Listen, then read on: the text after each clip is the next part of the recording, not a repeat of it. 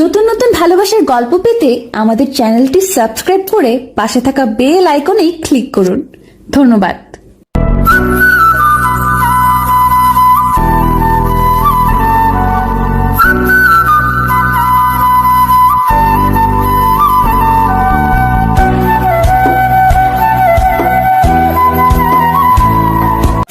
রাতে আমি, আপু, দুলাভাই আর দুলাভাইয়ের বোন মিলে অনেক রাত পর্যন্ত আড্ডা দিয়েছি। তাই ভাবলাম সকাল 10টার আগে হয়তো আর ঘুম ভাঙবে না। মনের সুখে ঘুমিয়ে পড়লাম। ও মা, সকাল 6টা বাজতে না বাজতেই আমার ফোনে একের পর এক রিং বেজে চলেছে। সকাল সকাল মনটা একদম খারাপ করে দিল। যাই হোক, নাম্বার না দেখেই ফোন রিসিভ করলাম। বাট আমি হ্যালো বলার আগেই ওপাশ বকাঝকা শুরু করে দিয়েছে। আমি বিছানায় থেকে হুড়মুড় করে উঠে বসলাম। কণ্ঠটা চেনা চেনা লাগলো, তাই ফোনের স্ক্রিনের দিকে তাকিয়ে দেখি কুত্তা নামে সেভ করা। তার মানে আমার বেস্ট ফ্রেন্ড জান্নাত ফোন দিয়েছে। কি হয়েছে বল? এভাবে বলছিস কেন? আমি তোর বাসার নিচে দাঁড়িয়ে আছি, তাড়াতাড়ি বের হ। পারবো না রে দোস্ত, আম্মু ডাকতেছে। বাসায় অনেক কাজ, বুঝতেই তো পারছিস। বাসায় মেহমান আসছে। তোর আম্মু তোকে ডাকতেছে? রে। আচ্ছা, তোর আম্মুর কি ডায়াবেটিস আছে?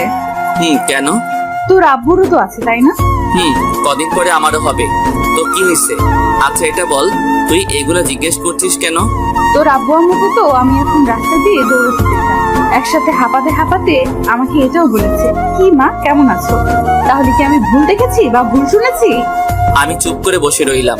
শয়তান মেয়েটা বাহিরে আব্বু আম্মুকে দেখে নিয়েছে। এখন কি বলি? কি হলো, চুপ কেন? মানে হয়েছে কি? এত কিছু শুনতে চাইনি। তুই নিচে আসবি নাকি আমি উপরে আসবো? না না, তুই নিচেই থাক। আপু আসছে কালকে। আর তুই আমার সাথে যে ব্যবহার দেখাচ্ছিস, যেন মনে হয় তুই আমার বিয়ে করা বউ। আচ্ছা তাহলে তুই আয়। ওকে, আসতেছি। 5 মিনিট দাঁড়া।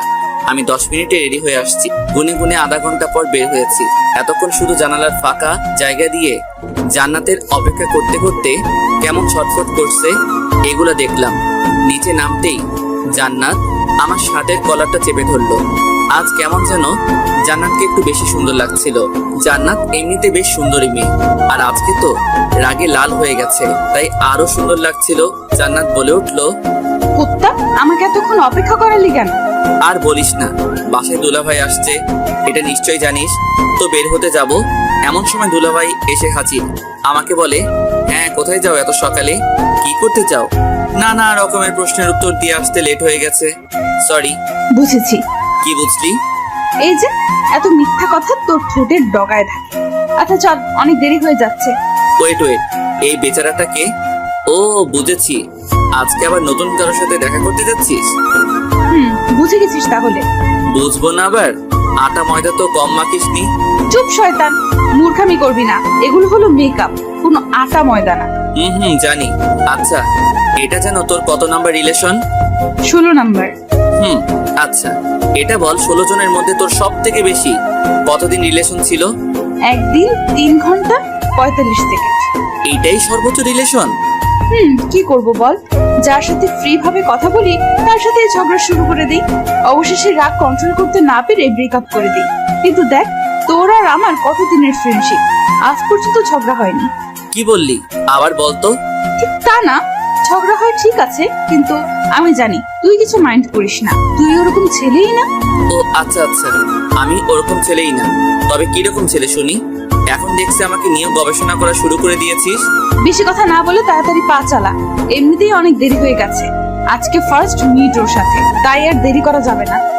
রেস্টুরেন্টে গিয়ে দেখি জান্নাতের সাথে দেখা করবে বলে ছেলেটা বসে আছে। ছেলেটা জান্নাতকে দেখেই হা করে এক দৃষ্টিতে তাকিয়ে রয়েছে। আমি বললাম, কি ভাই, এত সুন্দরী মেয়ে আগে কখনো দেখেননি বুঝি? উত্তরে ছেলেটা বলল, না ভাই, আগে এত সুন্দরী মেয়ে কখনো দেখিনি। পড়ি, একদম পড়ি। ছেলেটা জান্নাতের গুণগান করা শুরু করলো। এক কথায় ন্যাকা মজাকে বলে। ছেলেটি জান্নাতকে বলে, তোমার ঠোঁটের নিচের তিলটা অনেক সুন্দর। চোখ, নাক, ঠোঁট তো মাশাআল্লাহ। চুলগুলো তো অনেক লম্বা লম্বা দেখা যাচ্ছে। জান্নাতের দিকে তাকাতেই দেখি এত প্রশংসা শুনে আরো বেশি করে ভাব নিচ্ছে। অবশ্য ছেলেটা ঠিকই বলছে। এতদিন তো ভেবেছি জান্নাতের এসব কিছু শুধু আমার একারই ভালো লাগে, তবে এখন দেখছি এগুলো তো সবার নজরে, কিন্তু এসব কিছু আর সহ্য হচ্ছে না। তাই ছেলেটাকে বললাম, আরে ভাই আপনি একটু থামবেন। ছেলেটা চুপ হয়ে গেল। জান্নাতকে বললাম, ছেলে পছন্দ হয়নি, উঠো এখান থেকে। কেন, কি হয়েছে? ভালোই তো আছে। মিষ্টি মিষ্টি কথা বললেই তো তোর কাছে ভালো, কিন্তু এরকম ন্যাকামো করা ছেলেদের আমার একদমই পছন্দ না। তুই পছন্দ কি করে করবি? রিলেশন তো আমি করব। ও আচ্ছা, রিলেশন তুই করবি, আমার কি তাই না? তাহলে আমাকে সকাল সকাল ঘুম থেকে তুলে এখানে নিয়ে আসলি কেন? আমাকে কি তোর বডিগার্ড পাইছিস? তোর বাপে আমার টাকা দিয়ে রাখছে তোর দেখাশোনা করার জন্য? আরো অনেক কথা শুনিয়ে রেস্টুরেন্ট থেকে বেরিয়ে পড়লাম। বের হতেই দেখি পিছন পিছন জান্নাত ও চলে আসছে। আমি আবারও বলতে লাগলাম, কি আসতেছিস কেন? জানা পিরিত কর গিয়ে। আর কিছু বলতে যাব, কিন্তু জান্নাত আমার মুখ চেপে ধরে বলল, চুপ শয়তান, অনেক কথা শুনিয়েছিস। আর না, আর একটা কথা বললে খুন করে ফেলবো, এই বলে দিলাম। হাত সরা আমার মুখ থেকে। এত পারফিউম কেউ দেয় নাকি, তাও আবার হাতে? বাপের টাকা বেশি হয়েছে তাই নষ্ট করছে, তাতে তোর কি? আমি তো হইনি, আমার বাপের টাকা নাই, তাই না? আচ্ছা এটা বল, আমি 16টা ছেলের সাথে দেখা করেছি, সেখান থেকে তুই কয়টার সাথে আমার ব্রেকআপ করাইছিস? আর আমি নিজে থেকে কয়টা ব্রেকআপ করেছি? 15 বার আমি ব্রেকআপ করিয়েছি। ফার্স্ট মিট এই, আর একবার আমি এসেছিলাম না, তাই সেদিন তো রিলেশন হয়েছিল। কিন্তু ঝগড়া করে পরদিনই তুই ব্রেকআপ করে দিয়েছিস। তাহলে বুঝ, আমার রিলেশন তুই ব্রেকআপ করিস। তারপরেও কি তোকে না নিয়ে কখনো কারোর সাথে দেখা করেছি? আজকে তো এমনি তোকে একটু রাগালাম। ও আচ্ছা হোসেন, আমার কপালে কি প্রেম নেই, নাকি প্রেমের কপালে আমি নেই, কোনটা? জানি না। ভালো ছেলে কোথায় পাবো যাকে তুই নিজে পছন্দ করে আমাকে দিবি? জানি না। আচ্ছা তুই কিন্তু ততটাও খারাপ না, আর তোকে দেখে অনেক মেয়ে ক্রাশ খায়, অনেক আগে থেকে দেখে আসছি। ভাবিস না পাম দিচ্ছি? তো তাহলে তুই আমার হয়ে যা না প্লিজ। নাকের মধ্যে একটা ঘুষি মেরে চোখে নাক ভোতা করে দিব। তুই শুধু আমার খুব ভালো একটা ফ্রেন্ড, সো ভুলেও অন্য কিছু হওয়ার চিন্তাও করবি না, কারণ আমি তোকে ওসব নজরে কখনো দেখিনি। ধুর, আমি তো মজা করছিলাম। কিন্তু জান্নাতের চোখে মুখে ফুটে উঠেছে ও আমাকে পছন্দ করে, বাট ফ্রেন্ডশিপ নষ্ট হওয়ার ভয়ে কিছু বলতে পারছে না। সেদিনের মতো বাসায় চলে আসলেও মনের মধ্যে এক রকমের খুঁতখুঁত সৃষ্টি হচ্ছে, কারণ জান্নাতের সাথে আমার অনেক দিনের ফ্রেন্ডশিপ, প্রায় 4 বছরের কাছাকাছি। তবে এত লম্বা সময়েও কখনো বুঝতে পারিনি জান্নাত আমাকে ভালোবাসে। ও এত রিলেশন করতে চায় কিসের জন্য, সেটা এখন বুঝতে পেরেছি। জান্নাত দেখতে চাই ও রিলেশন করলে আমি কোনো রিয়াক্ট করি কিনা। আমি সত্যিই খুব বোকা, এতদিন পর এত বড় সত্যিটা জানতে পেরেছি। এগুলো ভাবতে ভাবতে সিঁড়ি দিয়ে উপরে উঠছিলাম, এমন সময় দুলা ভাইয়ের বোন আকির সাথে ধাক্কা লাগলো। আমি খুব ভালো করে বুঝেছি এটা হঠাৎ ধাক্কা না, আকি ইচ্ছে করে দিয়েছে। কি চোখে দেখেন না নাকি? সরি। সরি মানে? এভাবে হবে না। আপনি বলেন আমার ভুল হয়েছে, প্লিজ মাফ করে দেন। ওকে মাফ করে দিয়েছি, এবার যেতে দাও। উফ, আমি কিভাবে ক্ষমা চাইতে হয় সেটা বলছি। আমি আর কিছু না বলেই রুমে এসে দরজা লক করে দিলাম। কিছুক্ষণ পর সিগারেট খেতে ছাদে গেলাম, গিয়ে সিগারেট জ্বালিয়ে খেতে লাগলাম। এমন সময় ছাদে আকির উপস্থিতি টের পেলাম। পিছন ফিরে দেখে সত্যি আকি দাঁড়িয়ে আছে। আকি বলে উঠলো, মা আপনি সিগারেট খান? কেন চোখে দেখেন না? খাবেন নাকি? খাবো, কিন্তু কোথাও পাই না, তাই খেতেও পারি না। আজ যখন হাতের কাছে পাইছি তখন আর ছাড়ছি না। ওকে আসো, খেয়ে নাও। আকির হাতে সিগারেট ধরিয়ে দিলাম। আকির হাত রীতিমতো কাঁপতে শুরু করে দিয়েছে। আমি বললাম, হইছে হইছে, আর খেতে হবে না, বুঝে গেছি তুমি কত পারবে। এই বলে আকির হাত থেকে সিগারেটটা নিয়ে আমি খেতে লাগলাম, আর ওর দিকে তাকিয়ে হাসতে থাকলাম। রাগে আকির চোখ মুখ লাল হয়ে গেছে। হঠাৎ করে আমার হাত থেকে সিগারেট মুখে নিয়ে জোরে একটা টান মারলো আকি। এরপর কি আর বলবো, 80 বছরের বুড়ার মতো কাশতে শুরু করলো। কাশতে কাশতে শ্বাস নিতেও পারছে না। আমাকে বলে, আপনি এগুলো খান কেমন করে? শয়তান, আগুন দেখে ভয় পায়, আর আগুন মুখে নিয়েছো, তাহলে তো এরকম হবে, তাই না? কি আমাকে শয়তান বললেন? আমি কখন তোমাকে শয়তান বললাম? আপনার কথাই বুঝে নিয়েছি। ও তাই বুঝি। আমি আজকেই ভাইয়াকে বলে দেবো আপনি সিগারেট খান। তোমার ভাই আমার সাথে বসে সিগারেট খায়, ওকে? আর তুমি যে একটু আগে সিগারেট টানছিলে, ওইটা আমি ভিডিও করে রেখেছি। এমনকি তুমি শুরু থেকে শেষ পর্যন্ত যা কিছু বলেছো বা করেছো সব ভিডিও করা শেষ। তখন আঁকি নিজেরই মাথার চুল টানতে টানতে নিচে চলে যায়।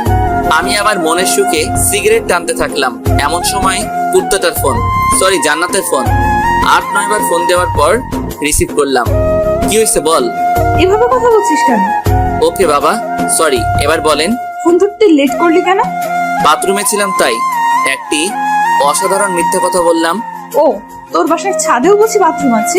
মনে তো হয়নি। তাহলে কি ছাদের এক কর্নারে বসে পড়েছিলি? আলতু ফালতু কথা রাখ। আমি বাসার ছাদে, এটা তোকে কে বলেছে? সেদিনের মতো আজকেও কি বাসার সামনে এসে হাজির হয়েছিস? আমার বইয়ে গেছে তোর বাসার সামনে গিয়ে তোকে চেক দিতে যাব। তোকে ফোনে না পেয়ে আন্টিকে ফোন করেছি। আন্টি বললো তুই নাকি ছাদে হাওয়া খাচ্ছিস। হাওয়াই তো খাচ্ছি, তবে কোন হাওয়া খাচ্ছি সেটা তো আর আম্মু জানে না। আচ্ছা, তুই কি বলবি যেন? আচ্ছা হুসেন, মেয়েরা কোন কালার শাড়ি পরলে তোর ভালো লাগে? অবশ্যই নীল। তবে তুই এগুলো শুনে কি করবি? কিছু না। তাহলে তোর নীল শাড়ি পছন্দ? খুব পছন্দ। আচ্ছা, আজকে বিকাল বেলায় ফোন দিলে লেকের পাড়ে আসিস তো একটু? ফ্রি থাকলে আসবো। তোর আবার কি কাজ? আসতে বসতে আসবি, বেশি বকবক করবি না।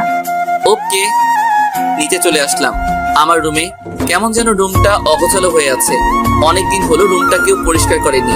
আর আমি তাই আকিকে ডাক দিয়ে বললাম আমি বাইরে যাচ্ছি, আমার রুমটা সুন্দর করে গুছিয়ে রেখো, আমি এসে দেখবো।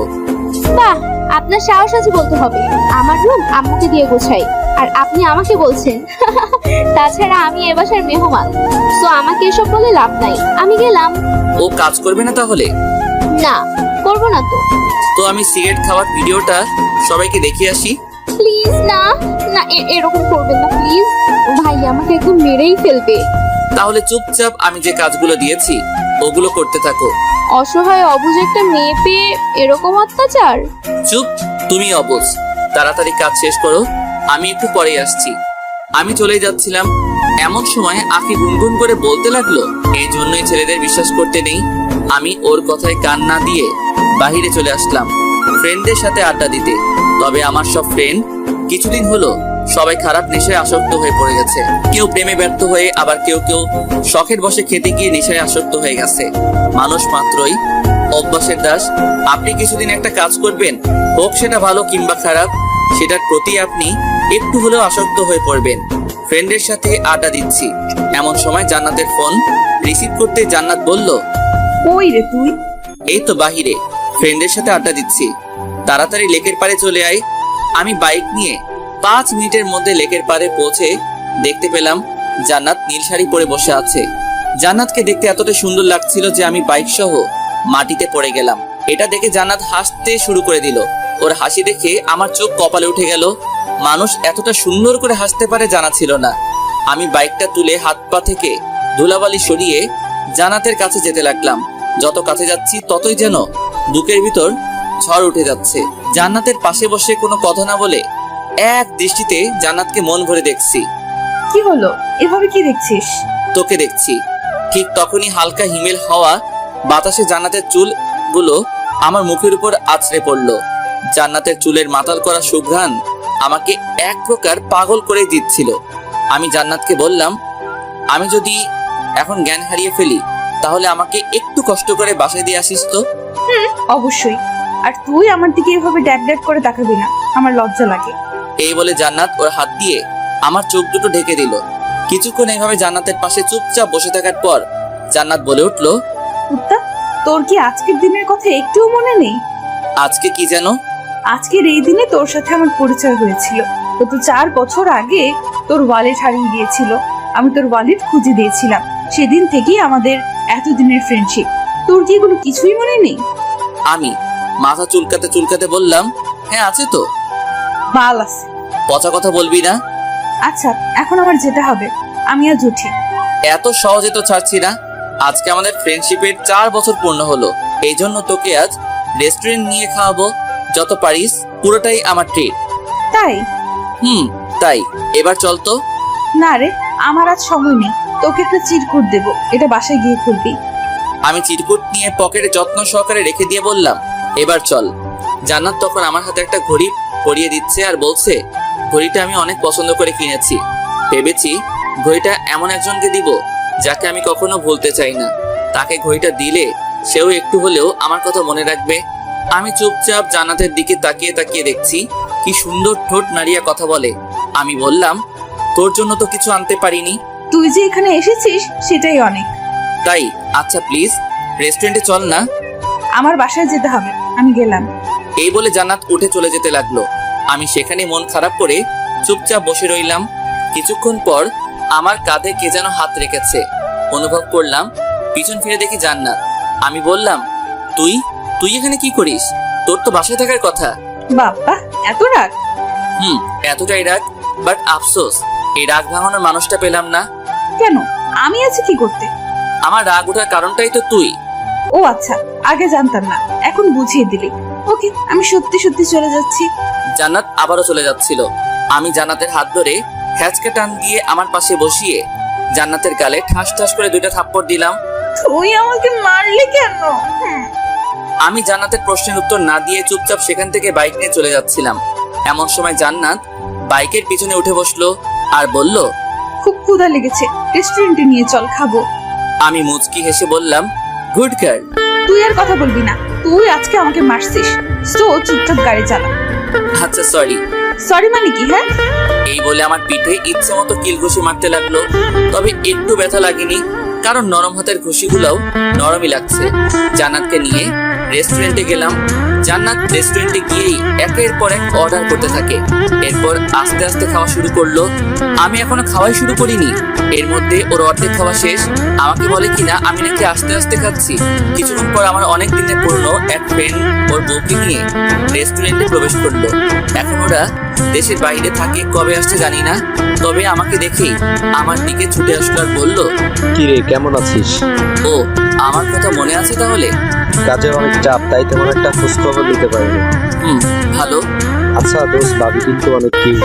ভাবি মানে? জান্নাতকে চোখ দিয়ে দেখিয়ে দিল। তখন জান্নাত লজ্জায় মাথা নিচু করে ফেললো।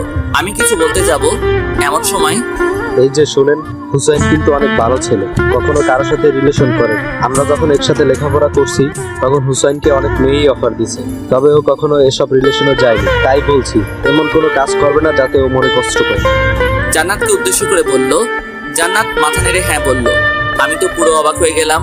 আমার ফ্রেন্ডের সামনে এমন ভাবে নিচ্ছে যেন সত্যি সত্যি ও আমার বিয়ে করা বউ। ফ্রেন্ড বলল, আচ্ছা থাক, পরে দেখা যাবে, আজ একটু কাজে আসছি এখানে। আর জান্নাত আপনাকে নীল শাড়িতে অনেক সুন্দর দেখাচ্ছে। জান্নাত ধন্যবাদ বলল। আমি ফ্রেন্ডকে বললাম, হয়েছে, আর চোখ লাগাতে হবে না। তখন ফ্রেন্ড ওর বউকে নিয়ে হাসতে হাসতে চলে গেল। আমি জান্নাতকে বললাম, এটা কি হলো? তুই ওকে বললি না কেন? তুই আমার বেস্ট ফ্রেন্ড। বারে, আমি বলতে যাব কেন? আমার তো শুনতেই ভালো লাগছিল। তার মানে তোর আমার বউ হওয়ার ইচ্ছে আছে? খুব ইচ্ছে। কি বললি আবার বল? তোর বউ হওয়ার ইচ্ছে আছে বললাম, তাই আর কি। কি করবি? মারবি? ওকে মার। আর আমি যে তোকে চিরকুট দিয়েছি, ওটা করলেই বুঝতে পারবি। ভালো, তুই খুব সুন্দর করে ফান করতে পারিস। তোর এগুলো ফান মনে হচ্ছে? তাছাড়া কি? তখন জান্নাত আমাকে চমকে দিয়ে রেস্টুরেন্টের ভিতরেই চিৎকার চেঁচামেচি করে আমাকে বকাঝকা করতে শুরু করে দিল। এমনকি টেবিলে থাকা প্লেট গ্লাসগুলোও দেয়ালে ছুঁড়ে ছুঁড়ে ভাঙতে শুরু করে দিল।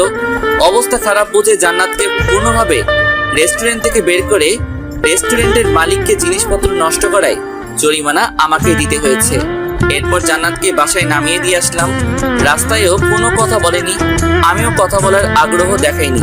জান্নাতকে নামিয়ে দিয়ে বাইক নিয়ে বাসায় ফিরছি। আমাদের বাসার সামনে রাস্তার মোড়ে 2টা ছেলে একটা মেয়েকে নানা রকম ভাবে ইফটিজিং করছে। দূর থেকে ভালোভাবে বুঝতে পারছি না মেয়েটাকে, তাই বাইক নিয়ে কাছে দেখিয়ে যা দেখলাম তাতে আমার মনে হচ্ছিল রাগে হয়তো এখন আমার মাথা ফেটে রক্ত বের হবে। দেখলাম 2টা ছেলে আমার বাসার মেহমান আখিকে ইফটিজিং করছে। আখির গলার ওড়না ওই 2 ছেলের হাতে। 2 ছেলে আখিকে দেখছে আর জিহ্বা নাড়িয়ে তাদের ঠোঁট ভেজাচ্ছে। ওদের চোখে মুখে শয়তানের চাপ ভেসে উঠেছে। আমার এতটাই রাগ উঠেছিল যে প্রথমে বাইক থেকে আগে হকি স্টিকটা বের করলাম। বাইক থেকে হকি স্টিকটা বের করে ওই 2 ছেলেকে ইচ্ছে মতো মারতে লাগলাম। হঠাৎ দেখি আশেপাশে অনেক লোকের ভিড় জমে গেছে। রাস্তার মাঝে ওদের রক্তের বন্যা বয়ে যাচ্ছে। প্রায় আত্মরা করে ফেলেছি। সেদিন আর কিছু করলাম না, আখিকে নিয়ে বাসায় আসলাম। বাসার সামনে এসে বাইক থেকে নেমে দেখি আখির চোখে পানি। আমি এটা আগে খেয়াল করিনি। তখন আমি নিজ হাতে আখির চোখের পানি মুছে দিয়ে বললাম, ধুর পাগলি, এই সামান্য বিষয় নিয়ে কেউ বাচ্চাদের মতো কান্না করে নাকি? এই কথা বলার সাথে সাথে আবারও কান্না জুড়ে দিল। এখন আমরা বাসার সামনে, তুমি যে এত কান্না করছো, কেউ দেখলে বলবে আমি তোমাকে মেরেছি। প্লিজ কান্নাটা থামাও, কিছুই তো হয়নি, আমি তো আছি, তাই না?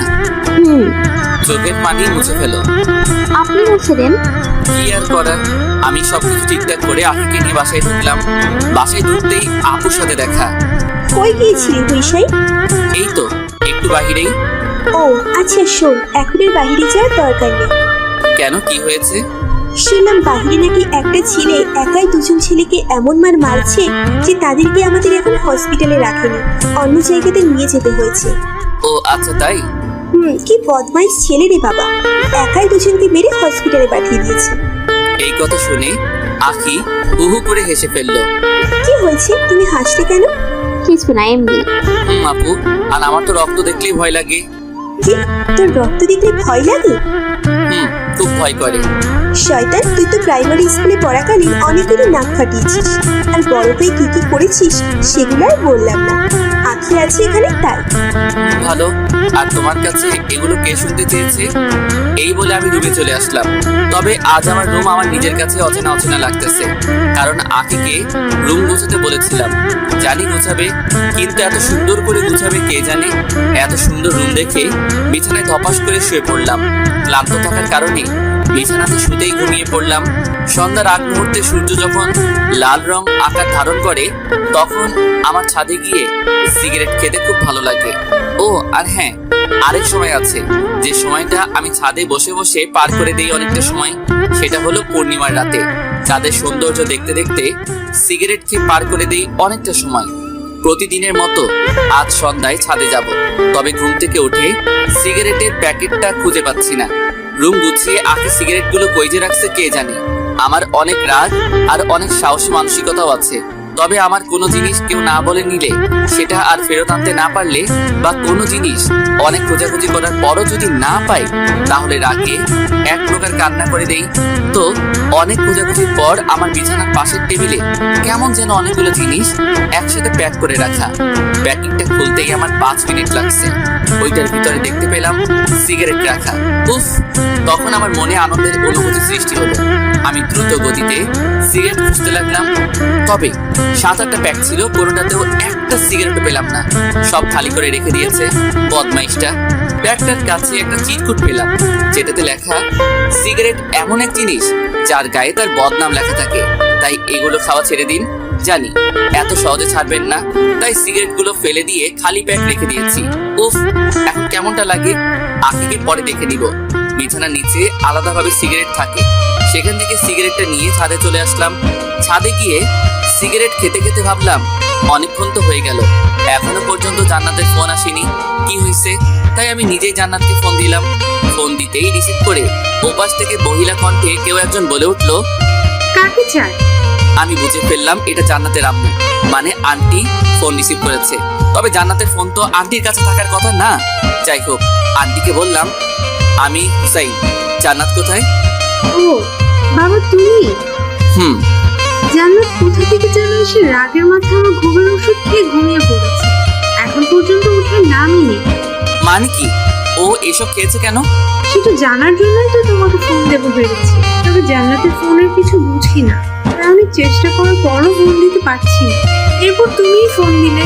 ও আচ্ছা, জান্নাতের এখন কি অবস্থা? আমি কি আসবো? না থাক, দুটো ঘুমের ওষুধ খেয়েছে, সমস্যা নেই, একটু পরেই ঘুম ভেঙে যাবে, তুমি চিন্তা করো না। আচ্ছা আন্টি, ওর ঘুমটা ভাঙলে আমাকে ফোন দিতে বলবেন। ওকে। ফোন রেখে ভাবতে লাগলাম জান্নাত হয়তো আমাকে অনেকদিন থেকেই ভালোবাসে, তবে কখনো বলেনি, তাই আমি আমাদের ফ্রেন্ডশিপ শেষ করে দেব, মানে জান্নাতের সাথে রিলেশনে যাব। সিগারেট শেষ করে নিচে চলে আসলাম। রাতে খাবার খেয়ে বিছানায় শুয়ে শুয়ে ফেসবুক চালাচ্ছি। এমন সময় আমার দরজায় কে যেন নক করলো। আমি বললাম দরজা খোলা আছে, ভিতরে আসতে পারে। দরজা খুলে আকি রুমে প্রবেশ করলো। আকির হাত দুটো পিছনে আমার সামনে এসে বলল, আজ আপনাকে কিছু কথা বলবো, আপনার কি শোনার মতো টাইম হবে? অবশ্যই, আপনি বলেন। আপনাকে আমার প্রথম দেখাতেই ভালো লেগে গিয়েছিল, এরপর ধীরে ধীরে আপনার প্রেমে পড়ে গিয়েছি। এখন সবসময় আপনার কথাই ভাবে। সত্যি বলতে আপনাকে আমি প্রচুর ভালোবেসে ফেলেছি। দেখো আখি, এটা কখনোই সম্ভব না। এত কিছু জানি না, আপনাকে ভালোবাসি এটাই জানি। এই বলে হাত বাড়িয়ে ফুল দিল। আমি ফুলটা নিয়েছি, কারণ হলো ফুল তো কোনো দোষ করেনি। আকি হাসতে হাসতে আমার রুম থেকে চলে গেল। ঠিক তখন মনে পড়লো জান্নাত আমাকে একটা চিরকুট দিয়েছিল, ওইটা প্যান্টের পকেটে রেখেছি। পকেট থেকে চিরকুটটা বের করে পড়তে শুরু করলাম। চিরকুটটা ছিল এমন: দেখ হুসাইন, আমি তোকে অনেক দিন থেকেই ভালোবাসি। যদিও তোর কাছে এটা শুধুমাত্র ফ্রেন্ডশিপ, তবে আমার কাছে না, কারণ আমি তোকে ভালোবাসি। আর ভালোবাসি বলেই তোকে দেখিয়ে রিলেশন করতে চেয়েছি, যাতে তুই আমার প্রতি একটু সিরিয়াস হবি, এটা ভেবে। তোকে ভালোবাসি এটা অনেক দিন থেকেই বুকের মধ্যে চেপে রেখেছি, তবে আর পারছি না। বিশ্বাস কর, তোকে 1 মিনিটের জন্য আমার ভাবনা থেকে সরাতে পারি না। খুব ভালোবাসি রে তোকে, আর তোকে না পেলে আমি কি করবো নিজেও জানি না। আরো অনেক কিছু লেখা ছিল। এখন আমি তো পড়ে গেলাম বিপদে। দু নৌকার এক মাঝি কখনো হয় না। হতো যদি আমি প্লে বয় হতাম, বাট আমি অমন না, কি করব কিছু বুঝতে পারছি না, মাথায় কাজ করছে না। অনেকটা সময় চলে গেল, এখনো পর্যন্ত জান্নাতের কোনো ফোন পেলাম না। এখন রাত 4টা বাজে, আর ভালো লাগছে না, তাই বাইক নিয়ে বেরিয়ে পড়লাম জান্নাতের বাসার উদ্দেশ্যে। 10 মিনিটে পৌঁছেও গেলাম। জান্নাতের বাসার সামনে দাঁড়িয়ে জান্নাতকে ফোন করতে থাকলাম। 10-12 বার ফোন দেওয়ার পর জান্নাত ফোনটা রিসিভ করলো। হ্যালো। কি হয়েছে বলেন? আমার কিছু হয়নি, কিন্তু তোর কি হয়েছে? তুই নাকি ঘুমের ওষুধ খাইছিস। তো আপনি কি? আমার কি মানে? আর তুই আমাকে আপনি করে বলছিস কেন? তাহলে কি বলবো? আচ্ছা দেখেন, আমার আপনার সাথে কথা বলতে ভালো লাগছে না, সো বাই। ভালোভাবে কথা বলছি, ভালো লাগে না, নিচে নাম কথা আছে। পারবো না। এই বলে ফোনটা রেখে দিল। হঠাৎ জান্নাতের এতটা চেঞ্জ আমার কেমন যেন সহ্য হচ্ছিল না, তাই ওদের বাসার ভিতরে গেলাম। দরজা নক করতেই আন্টি দরজা খুলে দিল। বাবা, তুমি আসো, ভিতরে আসো। আমি ভিতরে প্রবেশ করলাম। আচ্ছা হুসাইন, জান্নাত কাউকে কি ভালোবাসে বা প্রেমে ব্যর্থ হয়েছে? তুমি তো ওর বিষয়ে সব জানো। আরে না, তেমন কিছু না। জানোই তো, মেয়েটা আমার অনেক জেদি। ওর বাবা তো ব্যবসার কাজে বাইরে গিয়েছে, তাই জান্নাতকে নিয়ে আমার অনেক চিন্তা হয়। কখন যে কি করে বসে পাগলি মেয়েটা। আপনি চিন্তা করেন না, আমি আছি তো। জান্নাত কোথায়? ও তো উপরে, ওর রুমে। আমি উপরে গিয়ে জান্নাতের দরজাতে নক করলাম, বাট কোনো সারা শব্দ পেলাম না। আমার ডাকাডাকিতে আন্টিও নিচ থেকে চলে এলো। আন্টিও অনেক ডাকাডাকি করলো, কিন্তু কোনো কাজ হলো না। জান্নাত কিছুতেই দরজা খুলছে না। রাগ থাকা ভালো, কিন্তু এতটা রাগ মোটেও ভালো না। আমি সেখান থেকে মন খারাপ করে বাসায় চলে আসলাম। বাসায় এসে নিজেকে পাগল পাগল লাগতেছিল। আমি এজন্য আমার লাইফে কারোর সাথে রিলেশন করিনি, কারণ আমি জানি রিলেশনে সুখের চেয়ে দুঃখের পরিমাণটাই বেশি হয়। কেউ যদি জাস্ট একবার মন থেকে 3-4 বছর রিলেশন করে, সে প্রেমে ব্যর্থ হয়, তাহলে তারা জীবনটা নষ্ট করতে 1 মিনিটও ভাববে না। ছোটবেলা থেকে যে ভয়টা পেয়ে এসেছি, আজ সেটাই হলো আমার সাথে। কারণ আমি জান্নাতকে ভালোবেসে ফেলেছি। কোন এক কবির কথা, একটা ছেলে মেয়ে কখনো ভালো বন্ধু হতে পারে না, কোনো না কোনো সময় প্রেমে পড়বেই। আমি জানি না কথাটা কতটুকু সত্যি, কিন্তু আমি জান্নাতকে অসম্ভব ভালোবেসে ফেলেছি, এইটুকু বলতে পারি। রাত প্রায় 10টা বাজলো বলে আমার মনটা ভীষণ খারাপ, তাই এক হাতে গিটার, অন্য হাতে সিগারেটের প্যাক নিয়ে ছাদে চলে আসলাম। আমি গিটারিস্ট, গিটার বাজাতে ভালোবাসি। প্রায় সময় ফেসবুক লাইভে আসি, কারণ আমার গিটার বাজানো অনেকেরই পছন্দ। এই গিটার বাজিয়ে ফেসবুকে কত মেয়ের প্রপোজ পেয়েছি, হিসাব নেই। কিন্তু সত্যি বলতে ভালোবাসায় বিশ্বাস না করা আমি আজ কারো ভালোবাসার অভাবে ভুগছি। যাই হোক, আজকের লাইভে গেলাম না। আমাদের ছাদ থেকে চাঁদটা খুব সুন্দর দেখা যায়, তাই গিটার বাজিয়ে সিগারেট খাচ্ছি। এমন সময় ছাদে আঁকি আসলো, তখন মাথাটা পুরো গরম হয়ে গেল।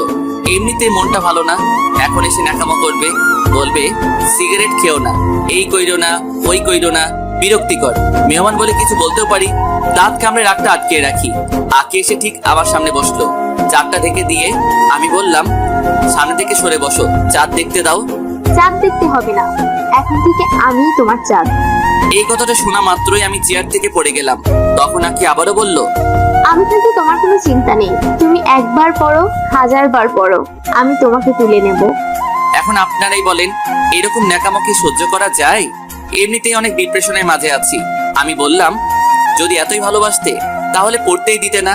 হয়েছে, ন্যাকামো রাখো আর আমার সামনে থেকে সরে বসো। না সরলে কি করবে? কি করব শুনবা? বলো। তোমাকে ছাদ থেকে ধাক্কা দিয়ে নিচে ফেলে দিব। কি বিশ্বাস হয় না? এই বলে আমি চেয়ারেই একটু নড়ে চড়ে বসলাম। আকি ভয় পেয়ে হুড়মুড় করে সেখান থেকে উঠে অন্য জায়গাতে চলে গেল। আকি দূর থেকে বলল, আপনি এমন কেন? কেমন? খুব পচা আপনি, শুধু ভয় দেখালেন। শুধু না, কাছে আসলেই বুঝবা। শুধু নাকি সত্যি? আকি আর কিছু না বলে নিচে চলে গেল। বেচারিটা হয়তো অনেক ভয় পেয়েছে। আকি চলে যাওয়ার পর আবারও সেই ডিপ্রেশন মোডে চলে গেলাম। তাই নিচের রুমে চলে আসলাম, কিন্তু কিছু ভালো লাগছে না।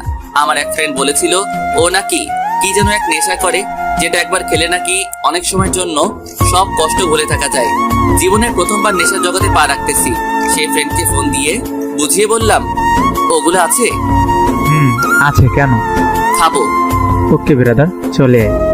আম্মুর হাজারটা বারণ থাকা সত্ত্বেও বাইক নিয়ে বেরিয়ে পড়লাম, কারো কথা শুনলাম না। আম্মু অনেক বললো এত রাতে বাইক নিয়ে বের হইস না বাবা, বিপদ হতে পারে। আমি আম্মুকে জড়িয়ে ধরে বললাম, কিছু হবে না, তোমার দোয়া আমার সাথে আছে তো, তাই না? এই বলে বাইক নিয়ে বেরিয়ে পড়লাম। রাস্তায় তেমন একটা গাড়ি নেই। 2-1 মিনিট পর পর মালবাহী ট্রাক যাচ্ছে, তাই বাইকের স্পিড 100-র নিচে আসতেই দেয়নি। হঠাৎ করে কেমন যেন মাথা ঘুরে গেল, চোখে অন্ধকার দেখলাম, তাই বাইকের কন্ট্রোলটা হারিয়ে এক মালবাহী ট্রাকের নিচে চলে গেলাম। তারপর আমাকে সেখানে থাকা লোকগুলো হসপিটালে নিয়ে গিয়েছে। আমার অবস্থা খুব খারাপ, শরীর থেকে প্রচুর রক্তক্ষরণ হয়েছে। আমার বাসার লোকজনকে ফোন করে ডাকা হলো, সবাই কান্নায় ভেঙে পড়লো। বাবা মায়ের একমাত্র ছেলে, বুঝতেই তো পারছেন। হসপিটাল থেকে আমায় মৃত্যু ঘোষণা করার পর আমাকে মর্গে পাঠিয়ে দেওয়া হয়। এগুলো কিন্তু সুস্থ হওয়ার পরে জানতে পেরেছি। আমাকে মর্গে রাখা হলো। সেদিন হসপিটালে কোনো এক অকেশন চলছিল, মানে অনুষ্ঠান, তাই আমার পোস্টমর্টেম সেদিন করা হয়নি, কাল করবে বলে জানিয়েছে। হঠাৎ করে আমার জ্ঞান ফিরে, তখন আমি মর্গে লাশ রাখার রুমেই। ডাক্তারের ভুলের কারণে আমাকে মৃত ঘোষণা করা হয়েছে। তাছাড়া সায়েন্সে এমন ব্যাখ্যা আছে যে রোগীর রেসপন্স দুর্বল থাকার কারণে ডাক্তারদের বুঝতে সমস্যা হয়। আমার সাথে হয়তো সেটাই হয়েছে। যাই হোক, জ্ঞান ফিরে পাবার পরে আমি বুঝতেই পারছি না আমি কোথায় আছি। সাধারণত মর্গে অনেক ঠান্ডা, ফ্রিজের মতো, যাতে লাশ পচে গলে না যায়। আমার খুব ঠান্ডা লাগছে, কারণ আমার শরীরে পাতলা সাদা চাদরের মতো কাপড়টা ছাড়া আর কিছু নেই। আমি অন্ধকারে দরজা খুঁজে ধাক্কালাম, কাজ হলো না, বাইরে থেকে লক করা। আর সেদিন হসপিটালে অকেশন থাকার ফলে গার্ডরা সব ওখানেই, কিন্তু আমি ঠান্ডায় একদম জমে যাচ্ছি। রুমটা পুরো অন্ধকার, কিছু দেখতে পাচ্ছি না। এই রুমে অনেক লাশ রাখা আছে। আমি তাদের শরীরে চাদরের মতো কাপড়গুলো একসাথে করে আমার গায়ে জড়িয়ে নিলাম। তবে আমি তখনও বুঝিনি এটা কিসের কাপড়। হাতের কাছে যা পেয়েছি তাই কুড়িয়ে নিয়েছি। তখনও আমার মাথায় জান্নাতের কথা ঘুরপাক খাচ্ছে, আর ভাবছি কখন যে সকাল হবে। এরকম আর বেশিক্ষণ থাকলে এবার সত্যি সত্যি মরে যাব। মর্গে অসহায়ের মতো ঠান্ডায় কাঁপতে কাঁপতে আবারও জ্ঞান হারিয়ে ফেললাম। সকালের আগে জ্ঞান ফিরে পেলাম। মর্গের উপরে ছোট জানালা দিয়ে দিনের আলো দেখা যাচ্ছে। আলো দেখে আমার দেহে যেন প্রাণ ফিরে পেলাম। কিছুক্ষণ পর মর্গের এক গার্ড এসে দরজাটা খুলতেই আমি উঠে দাঁড়িয়ে তার দিকে ছুটে যাই। এটা দেখে সেই গার্ডটা ভয় পেয়ে দরজাটা আবারও লাগিয়ে দৌড়ে চলে যায়। ভয় পাওয়ারই কথা, কারণ মর্গে কখনো জীবন্ত মানুষ থাকে না। তো সেই গার্ডটা হসপিটালের ডাক্তার সহ আরো কিছু মানুষ নিয়ে এসে দরজাটা খুলতেই আমি আবারও দৌড়ে তাদের দিকে ছুটে গেলাম। সারা রাত অনেক ঠান্ডার মধ্যে ছিলাম, তাই গলা দিয়ে কোনো শব্দ বের হচ্ছিল না। এক ডাক্তার সবকিছু বুঝতে পেরে আমাকে তাড়াতাড়ি করে ইমার্জেন্সিতে নিয়ে গেল। সব ট্রিটমেন্ট শেষ করে আমাকে হসপিটালের এক রুমে রাখা হলো কিছুদিনের জন্য। ডাক্তার বলেছে এখানে কিছুদিন থাকলে পুরোপুরি সুস্থ হয়ে উঠবে। আব্বু ডাক্তারদের নামে পুলিশ কেস করতে চাইলে আম্মু বলল, থাক না, আমার ছেলেকে ফিরে পেয়েছি, এটাই অনেক, আমি আর কিছু চাই না। তখন ডাক্তার এসে আমাদের কাছে ক্ষমা চাইতেই আম্মু তাদের বলল, ক্ষমা চাইতে হবে না, আমার ছেলের মতো অন্য কারো ছেলের সাথে এমনটা করবেন না আর কোনোদিন। সেদিন যদি হসপিটালে অকেশন না থাকতো তাহলে আমার ছেলেকে পোস্টমর্টেম করা হতো, আর পোস্টমর্টেম হলে আমার ছেলেকে আর ফিরে পেতাম না। এই আম্মু আবারও কান্নাতে ভেঙে পড়লো। আমি আম্মুকে জড়িয়ে ধরে বললাম, সবকিছু তো ঠিক হয়ে গেছে, তাহলে এখন কেন কান্না করছো? হসপিটালে সেদিন আমার আত্মীয় স্বজন সবাই ছিল, কিন্তু আমার চোখ দুটো শুধু জান্নাতকেই খুঁজে বেড়াচ্ছিল। কিন্তু সেদিন এক নজর জান্নাতকে দেখার জন্য পাগলের মতো এদিক ওদিক তাকাতাকি করতে থাকি, কিন্তু জান্নাতকে কোথাও দেখতে পেলাম না। তখন সবার সামনেই হেসে দিয়েছিলাম, হাসিটা কষ্টের ছিল। এটা আর কেউ না বুঝতে পারলেও আমার পাশে বসে থাকা আকি বুঝে নিয়েছিল। আকি আমাকে সান্ত্বনা দিয়ে বলল, সব ঠিক হয়ে যাবে। সব তো ঠিকই আছে। না, সব ঠিক নেই। আচ্ছা, কি ঠিক নেই? খুব ভালো করেই বুঝতে পেরেছি, আপনার চোখ দুটো শুধু জান্নাতকেই খুঁজে চলেছে। তোমাকে জান্নাতের ব্যাপারে কে বলছে? আপনার রুম থেকে জান্নাতের দেওয়া চিরকুটটা পড়ে সব বুঝেছি। আপনাদের মাঝে কি হয়েছে আমি জানি না, তবে চিন্তা করবেন না, সব ঠিক হয়ে যাবে। সব ঠিক হলে তুমি কেমন করবে? তুমিও তো আমাকে ভালোবাসো, তুমি সেদিন মিথ্যা বলেছিলে। আমার ভালোবাসা মিথ্যে নয়, আমি জানি জোর করে কারো ভালোবাসা পাওয়া যায় না। আপনার মনে আমার জন্য কোনো জায়গা নেই। আপনি আপনার সবটা দিয়েই জান্নাতকে ভালোবেসে ফেলেছেন। সব বুঝি। তুমি এত কিছু বুঝলে কেমন করে? মেয়েদের অনেক কিছু বোঝার ক্ষমতা থাকে, সে আপনি বুঝবেন না। জি না, মেয়েরা অনেক কিছু বুঝতে পারে কিনা সেটা জানি না, তবে মেয়েদের কোনো কিছু কেউ বুঝতে পারে না। যেমন আমি, জান্নাত কেন এমন করছে কিছুই বুঝতে পারছি না। আপনার ভালোবাসা যদি সত্যি হয়ে থাকে তাহলে অবশ্যই জান্নাত আপনার জীবনে আবার ফিরে আসবে। তাহলে তোমার ভালোবাসার কি হবে? আমার ভালোবাসা না হয় অপূর্ণই থেকে যাবে। সব ভালোবাসার যে পূর্ণতা পেতে হবে এমন তো কোনো কথা নেই। ভালোবাসার মানুষকে সারা জীবনের জন্য পেতে হলে অনেক বড় কপাল লাগে, আর সেটা তো আমার নেই। এইটুকু বলে আখি চোখের পানি লুকিয়ে মুচকি এসে রুমের বাইরে চলে গেল। আখি বাইরে চলে গেলে আম্মু ভিতরে এসে বলল, বাবা কিছু লাগবে? হুম, কি লাগবে বাবা? একটু বাইরে যেতে চাই। কেন, কি লাগবে বল আমাকে, আমি এনে দিচ্ছি। সিগারেট লাগবে, এনে দিতে পারবে? আম্মু জানেই আমি অনেক আগে থেকে সিগারেট খাই, শুধু গল্পে, বাস্তবে সিগারেটের ধোয়া পর্যন্ত সহ্য করতে পারি না। আম্মু কিছুক্ষণ চুপ থেকে বলল, তোর এই অবস্থায় কিভাবে সিগারেট দিই তোকে? প্লিজ মা, আর পারতেছি না, একটা খেলে কিছু হবে না। আচ্ছা দেখছি কি করা যায়। এই বলে আম্মু চলে গেল। কিছুক্ষণ পর আকিকে দিয়ে একটা প্যাকের ভিতরে একটা সিগারেট আর একটা মেস পাঠিয়ে দিয়েছে। এসব দেখে আকি বলে উঠল, আপনার তুলনা হয় না। আপনার আম্মুর সাথে আপনি এতটা ফ্রি আগে জানতাম না। হুম। আমি আস্তে আস্তে উঠে ওয়াশরুমে গিয়ে সিগারেট খেয়ে আসলাম। এইভাবে দুদিন চলে গেল। ডাক্তার এসে বলল, হুসাইন ঠিক হয়ে গিয়েছে, তবে কিছু ওষুধ লিখে দিচ্ছি, ওগুলো ঠিক মতো কিছুদিন খেলে পুরোপুরি সুস্থ হয়ে উঠবে। আচ্ছা আমার ছেলেকে বাসায় নিয়ে যেতে পারবো কবে? কাল সকালে, তবে আজ বিকেলেও নিয়ে যেতে পারেন, সমস্যা নেই। কখন বাসায় যেতে চাও বাবা? এখনই যাব। এখন যেতে পারবে না? আচ্ছা তাহলে আমরা বিকালের দিকে বাসায় যাব। আমি মাথা নেড়ে হ্যাঁ বললাম। বিকেলের দিকে আমাকে বাসায় নিয়ে আসা হলো। সন্ধ্যার দিকে জান্নাতের কথা খুব মনে পড়ছিল। শরীরটাও তেমন ভাবে ঠিক হয়নি। আমি সকল রাগ অভিমান ভুলে পায়ে হেঁটেই জান্নাতের বাসার উদ্দেশ্যে বেরিয়ে পড়লাম। জান্নাতের বাসার সামনে যেতেই দেখতে পেলাম জান্নাতের রুমের লাইটটা অফ। কিন্তু এখন জান্নাতের রুমের লাইট অফ থাকার কথা না। আমি দরজাতে নক করার সাথে সাথে আন্টি দরজা খুলে দিল। তুমি অসুস্থ তো এত কষ্ট করে এখানে আসার কি দরকার ছিল? হসপিটালে আমাকে সবাই দেখতে এসেছিল, আপনিও ছিলেন, কিন্তু জান্নাত আসেনি কেন? ওর কি কোনো সমস্যা হয়েছে? আন্টির মুখের দিকে তাকিয়ে লক্ষ্য করলাম আন্টি কোনো কিছু আমার কাছ থেকে লুকাচ্ছে। না বাবা, তেমন কিছু না। আন্টি আমাকে নিয়ে জান্নাতের রুমে গেল। আন্টি লাইটটা অন করতে দেখতে পেলাম জান্নাত ঘুমাচ্ছে। তবে এটা সেই আগের জান্নাত না, অনেক শুকিয়ে গিয়েছে, চোখের নিচে কালো কালো ছাপ পড়ে গিয়েছে। আমি জান্নাতের পাশে বসে জান্নাতের মাথায় হাত রাখতেই ওর ঘুমটা ভেঙে গেল। জান্নাত বিছানায় উঠে বসে আমাকে বলল, কেমন আছিস? ভালো, তবে তোর এই অবস্থা কেন? এমনি, ও কিছু না, বাদ দে। আচ্ছা তোকে একটা কথা বলার ছিল। বল। দুদিন পর আমার বিয়ে, সো আমার বিয়েতে তোকে কিন্তু আসতেই হবে। আমার মাথায় যেন আকাশ ভেঙে পড়লো। ডাক্তার বলেছিল আমি যেন কোনো কিছু চাপ না নেই। আমি নিজেকে সামনে নিয়ে বললাম, এটা কবে ঠিক হলো? কিছুই তো জানলাম না। আমাকে না জানিয়ে বিয়ে ঠিক করে ফেলেছিস। আজ আমি না আসলে হয়তো আমাকে ছাড়াই বিয়েটা করে ফেলতি। আব্বুর ফ্রেন্ডের ছেলের সাথে হুট করেই আমার বিয়ে ঠিক করে ফেলেছে, আমি বুঝতেও পারিনি।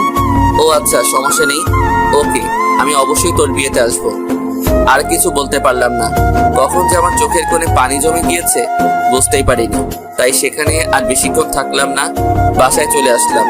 রাস্তা দিয়ে হেঁটে হেঁটে আসার সময় আমার চোখ দিয়ে অঝরে পানি ঝরেছে। বাসায় এসে নিজেকে সান্ত্বনা দিয়ে ভাবলাম, যদি আমার ভালোবাসা সত্যি হয়ে থাকে তাহলে অবশ্যই জান্নাত আমার কাছে ফিরে আসবে। কিন্তু বারবার মনে হচ্ছে আমি জান্নাতকে হারিয়ে ফেলছি। তবে আমার বিশ্বাস জান্নাত আমার আর আমার কাছে ফিরে আসবে। দেখতে দেখতে দুদিন চলে যায়। কাল জান্নাতের বিয়ে। রুমে শুয়েছি, এমন সময় এক ফ্রেন্ডের ফোন আসলো। রিসিভ করতে ফ্রেন্ড, কিরে হুসাইন, কই তুই? কেন, কি হয়েছে? আজ জান্নাতের বিয়ে, জানিস না? জানি তো, কি হয়েছে? তো কি হয়েছে মানে, তুই যাকে নিয়ে স্বপ্ন দেখতি আর আমাদেরকে তোর আর জান্নাতের গল্প শুনে আজ তার বিয়ে হয়ে যাচ্ছে, অথচ তোর কোনো চিন্তা নেই। বাদ দে তো, ও আমার জাস্ট ফ্রেন্ড ছিল। বোকা ভাবিস না, সব জানি। তুই বাসা থেকে বের হ, আমি সব রেডি করে রেখেছি। মানে কি রেডি করে রাখছস? জান্নাতকে উঠিয়ে নিয়ে আসবো। না থাকলে আর জান্নাত আমার সাথে কখনো আসবে না। আসবে না মানে? অজ্ঞান করে নিয়ে আসবো, ভাবনি আর জায়গা পায় না মেয়েটা। আচ্ছা বাদ দে তো এসব, এখন রাখছি। এই বলে আমি ফোনটা রেখে দিলাম। এমন সময় আম্মু রুমে আসলো। কি হয়েছে? কই কিছু না তো। তাহলে তোর চোখ বেয়ে পানি পড়ছে কেন? ও খেয়াল করিনি, হয়তো চোখে কিছু ঢুকেছে। দরজার পাশে দাঁড়িয়ে আমি সব শুনেছি। তুই অনেক বড় হয়ে গেছিস।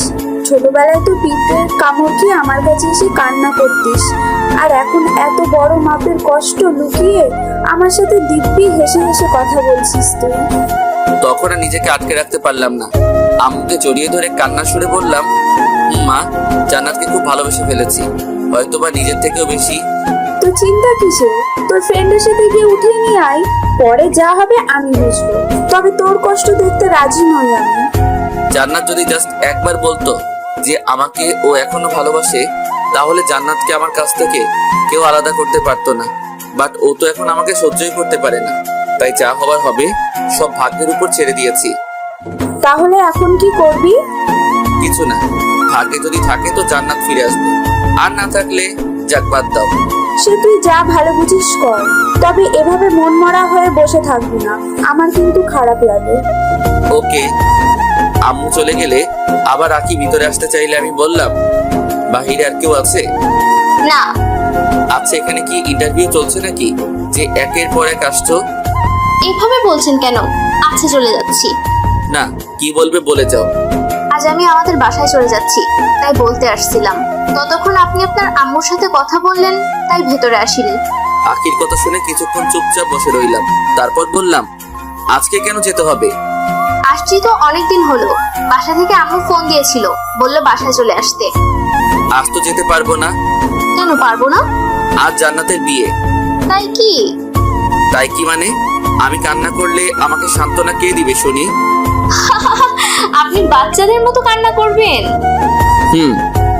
ওকে, তাহলে আপনার কান্না দেখতে আজ না হয় থেকেই যাই, কি বলেন? থ্যাঙ্কস। চলে যাচ্ছিলাম, তাই আপনার জন্য একটা সিগারেটের প্যাকেট নিয়ে এসেছি। ভাবলাম এটা দিয়ে চলে যাব। কই দাও তাহলে। জি না, আজ তো যাওয়া হচ্ছে না, তাই কাল যাওয়ার সময় দিব। না, এখন এটা দাও, পরে না হয় আরেক প্যাকেট দিয়ে যাবে। ওকে। আকি সিগারেট দিয়ে চলে গেল। দিনটা কষ্টে কোনোভাবে কাটিয়ে নিলাম। জান্নাতকে হয়তো রাত 1টা-2টার দিকে ওদের বাসা থেকে নিয়ে যাবে বিয়ের সব কাজ সম্পন্ন করে। এখন সন্ধ্যা নেমে গিয়েছে, কষ্টটা যেন ধীরে ধীরে বেড়েই চলেছে। আজ সারাদিন আমার রুম থেকে বের হয়নি। জান্নাতকে শেষ একটি বারের জন্য দেখার জন্য মনটা পাগলের মতো ছটফট করছে, তাই দৌড়ে জান্নাতের বাসার দিকে ছুটে গেলাম। দূর থেকেই বিয়ে বাড়ির হইচই শুনতে পেলাম। বুকের বাপাসটা কষ্টে যেন অবশ হয়ে যাচ্ছে। আমি আস্তে আস্তে জান্নাতের বাসায় ঢুকলাম। বাসায় অনেক লোকজন, পরিচিত কাউকে খুঁজে পাচ্ছি না যে জান্নাতের কথা জিজ্ঞাসা করব। হঠাৎ জান্নাতের এক মেয়ে ফ্রেন্ডকে দেখতে পেলাম, ওর নাম রূপা। রূপা আমাকে দেখতেই আমার দিকে ছুটে আসলো। রূপা বলল, হুসাইন ভাইয়া, আপনি এখানে কেন? জান্নাত তো উপরে। জান্নাত উপরে? আচ্ছা, আপনি নাকি মৃত থেকে জীবিত হয়েছেন? কে বলেছে এগুলা? এলাকার সবাই জানে, আমি জানবো না? ও, কিন্তু মৃত মানুষ কখনো জীবিত হয় না। আমার রেসপন্স দুর্বল ছিল, তাই অমনটা হয়েছিল। ও আচ্ছা, এখন বুঝলাম। বাট এই সামান্য কাহিনীকে লোকেরা রচনা করে ফেলেছে। আপনি নাকি কবর থেকে উঠে এসেছেন, আরো এরকম অনেক কিছু বলেছে তারা। ও বাদ দাও। আচ্ছা, আমাকে একটু জান্নাতের কাছে নিয়ে যেতে পারবে? আপনি হলেন জান্নাতের বেস্ট ফ্রেন্ড, আপনাকে আমার নিয়ে যেতে হবে কেন? আপনি তো যেতে পারেন। রূপার কথা শুনে জান্নাতের আর আমার সে আগের মিষ্টি ফ্রেন্ডশিপের কথা মনে পড়ে গিয়েছে। কতই না সুন্দর ছিল সেসব দিনগুলো। এগুলো ভাবতে ভাবতে চোখের কোণে অনেকটা পানি জমে গিয়েছে। আমি রূপাকে বললাম, আচ্ছা তুমি যাও তাহলে। রূপা চলে গেলে আমি উপরে গেলাম। দরজার বাহির থেকে জান্নাতকে দেখতে পেলাম। জান্নাতের দিকে তাকিয়ে চোখ ফেরাতে পারছি না। জান্নাত এমনিতেই অনেক সুন্দর, তার মাঝে আজ আবার বিয়ের সাজে। কখনো পরি দেখিনি, তবে পরিদের বিষয়ে যতটুকু শুনেছি তার থেকে জান্নাত কোনো অংশে কম নয়। সেখানে আর বেশিক্ষণ থাকতে পারলাম না, দ্রুত বাসায় চলে আসলাম। নিজের উপরে এত রাগ হচ্ছিল বলে বোঝাতে পারবো না। কেন যে সেদিন জান্নাতের ভালোবাসাটা অবহেলা করেছি। সেদিন জান্নাতকে ফিরিয়ে না দিলে আজ হয়তো আমার এমন দিন দেখতে হতো না। রাগে আমার রুমের জিনিসপত্র ভাঙতে শুরু করে দেই। জিনিসপত্র ভাঙার শব্দ পেয়ে নিচ থেকে আম্মু আপু চলে আসে। আমাকে সান্ত্বনা দিয়ে তারা চলে যায়। আমাকে বলে ঘুম আসতে, তবে ঘুম আসছিল না বলে 3-4টা ঘুমের ওষুধ একবারে খেয়ে ফেলি। এখন আর বিছানায় উঠতে পারিনি। বিছানার নিচে ফ্লোরে ঘুমিয়ে পড়লাম। সকালে ঘুম থেকে উঠে অনুভব করলাম আমি বিছানাতে শুয়ে আছি। আমার কপালে কে যেন চুমু খাচ্ছে। চোখ খুলতে দেখতে পেলাম জান্নাত আমার পাশে বসে কপালে চুমু খাচ্ছে। নিজের চোখকে যেন বিশ্বাস করতে পারছি না, তাই হালকা করে আমার শরীরে চিমটি কাটলাম, এটা ভেবে যে আমি স্বপ্ন দেখছি না তো। তুই তুই এখানে কি করিস? তোর তো শ্বশুর বাড়ি থাকার কথা। রাখ তোর শ্বশুর বাড়ি। সারা রাত এভাবে তোর পাশে বসে বসে তোকে ডাকাডাকি করতেছি, তাও তোর ঘুম ভাঙাতে পারলাম না। পারবি কেমন করে? অনেকগুলা ঘুমের ওষুধ খেয়ে ঘুম দিয়েছি। এই কথা বলা মাত্রই জান্নাত আমার বুকের উপর উঠে বসে আমার গালে মিষ্টি মিষ্টি থাপ্পড় মেরে বলতে থাকে, শয়তান, তুই এগুলো খাইছিস কেন? তোর কাছ থেকেই তো শেখা এগুলি খাওয়া। আমি আগে অবশ্যই খেয়েছি, যার ফলে আমার শরীর স্বাস্থ্য মাঝখানে নষ্ট হয়ে গিয়েছিল। এখন আর খাই না, তাই আবার ঠিক হয়ে গিয়েছে। সেটা তো দেখতেই পাচ্ছি, তবে তুই এখানে কেন? তাহলে কোথায় থাকবো? শ্বশুর বাড়ি? হুম। আমার ভালোবাসা এত সস্তা মনে করিস? সস্তা না হলে বিয়ে করতে রাজি হয়েছিলি কেন? আব্বু ফ্রেন্ডের ছেলের সাথে আমাকে জোর করে বিয়ে দিতে চেয়েছিল, আমি রাজি হয়েছি বলে আজ এখানে আসতে পেরেছি। না হলে কি? না হলে আমাকে আটকে রেখে জোর করে বিয়ে দিয়ে দিত। বুঝেছি, তবে আমাকে তো বলতে পারতি এসব কথা। বলবো কেন? তুই যে আমাকে প্রথমে অবহেলা করেছিস সেটা ভুলে গিয়েছি ভাবছিস? কিচ্ছু ভুলিনি, তাই তোকে একটু শিক্ষা দিলাম। এটা একটু শিক্ষা, আর একটু হলে তো মরেই যেতাম। ভালো।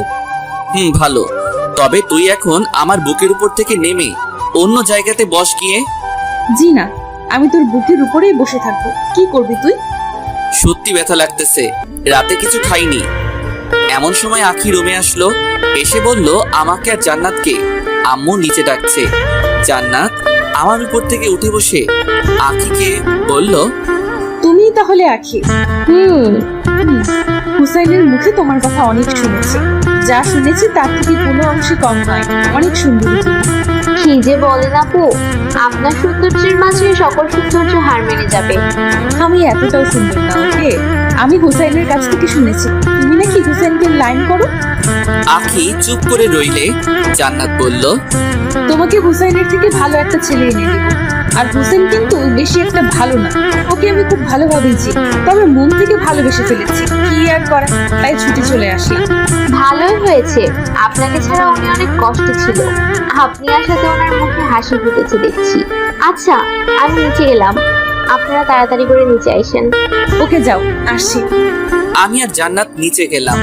জান্নাত আম্মুর পায়ে সালাম করলো। আম্মু জান্নাতকে বলল, তুমি এখানে আসছো, এটা কি তোমার বাসায় জানে? না, কেউ জানে না। তাহলে তো তাদের ফোন দিয়ে জানাইতে হবে, তা না হলে তারা চিন্তায় থাকবে। না, ফোন দিয়ে না, ফোন দিলে এসে আমাকে নিয়ে যাবে। আরে সমস্যা নেই, আসছো যখন নিয়ে যেতে পারবে না।